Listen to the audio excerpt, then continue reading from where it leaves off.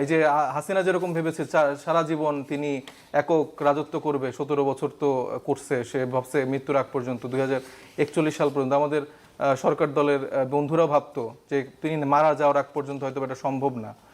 কিন্তু আনফরচুনেটলি দেখেন যে তরুণরা বলেন, বাংলাদেশের মেহনতি মানুষজন যখন রাস্তায় নেমে এসছে, তাদের কিন্তু এই দাম্ভিকতা, এই ক্ষমতার মোহ আর টিকেনি। তো এটা বিএনপির ক্ষেত্রে হবে। হাসনাত আবদুল্লাহর উদ্দেশ্যে বলেছেন যে this is not Shahbag square, এটা পার্লামেন্ট, এখানে আপনাকে ধৈর্য ধারণ করতে হবে। এটি জাতীয় সংসদ এবং তিনি অনেকগুলো বিষয় অবতারণা করেছেন যে এই সংসদ অন্যান্য যে কোনো সংসদের চেয়ে প্রাণবন্ত এবং এখানে অনেক বিতর্ক হচ্ছে, তিনি এটিকে আরও কার্যকরী মনে করেন। এটি যখন তিনি একটা লম্বা ব্যাখ্যা দিচ্ছিলেন, এক পর্যায়ে হয়তো কোনো অস্থিরতা দেখিয়েছেন বা কিছু বলবার চেষ্টা করেছেন হাসনাত আবদুল্লাহ, তার প্রেক্ষিতেই তিনি এটি বলেছেন। দেখেন, স্পিকার যিনি আছেন ওনাকে আমি অনেক সম্মান করি। ওনার মুক্তিযুদ্ধের অবদান থেকে শুরু করে তার রাজনৈতিক জীবনের অনেক বড় একটা ব্যাপ্তি আছে এবং সেখান থেকে আমরা অনেক কিছু শিখি। তো এরকম একটা মন্তব্য ওনার থেকে আসবে এটা আমরা এক্সপেক্ট করিনি। তিনি সংসদীয় ভাষায় ওনাকে বলতে পারতেন, কিন্তু আসলে এটা খুবই আনফরচুনেট যখন হাসনাত আবদুল্লাহ, বা এটা তো আসলে উনি তো আমাদেরকে রিপ্রেজেন্ট করছে, তরুণদেরকে রিপ্রেজেন্ট করছে।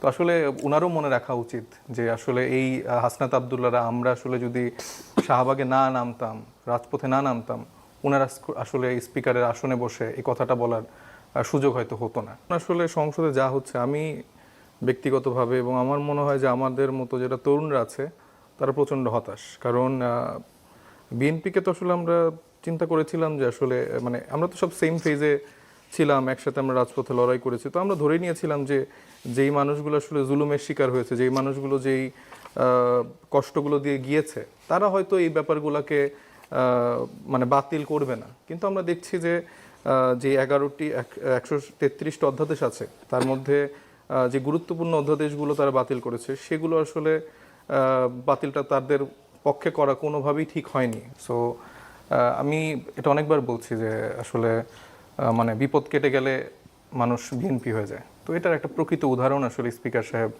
আজকে দেখালেন। এবং দেন এগেইন মানে আসলে খুব হতাশার সময় আমরা পার করছি।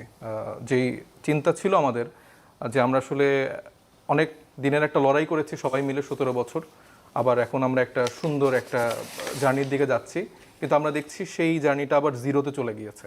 সো আমাদের আবার জিরো থেকে শুরু করতে হচ্ছে। আওয়ামী লীগের মতোই, আওয়ামী লীগ না, আওয়ামী লীগের থেকে আমি মনে করি তার আরেকটু বেটার ভার্সনের মানে খারাপ একটা সরকারের দিকে যেতে যাচ্ছে, যারা আসলে মুখে মুখে বলছে হ্যাঁ আমরা তো এটা করছি, আমরা তো ওইটা করছি, আমরা এইটা ওইটা, বাট আনফরচুনেটলি তারা আওয়ামী লীগের থেকে খারাপ হওয়ার চেষ্টা করবে। কিন্তু দেখা যাক থেকে তারা খারাপ হয়ে কি লাভ বিএনপি, সেটাই তো আমি বুঝতে পারি না যে আসলে তাদের কি লাভ। এই যে ক্ষমতার মোহে যে তারা পড়ে যায়, এই যে হাসিনা যেরকম ভেবেছে সারা জীবন তিনি একক রাজত্ব করবে, 17 বছর তো করছে, সে ভাবছে মৃত্যুর আগ পর্যন্ত 2041 সাল পর্যন্ত। আমাদের সরকার দলের বন্ধুরাও ভাবতো যে তিনি মারা যাওয়ার আগ পর্যন্ত হয়তো এটা সম্ভব না। কিন্তু আনফরচুনেটলি দেখেন যে তরুণরা বলেন, বাংলাদেশের মেহনতি মানুষজন যখন রাস্তায় নেমে এসছে, তাদের কিন্তু এই দাম্ভিকতা, এই ক্ষমতার মোহ আর টিকেনি। তো এটা বিএনপির ক্ষেত্রে হবে।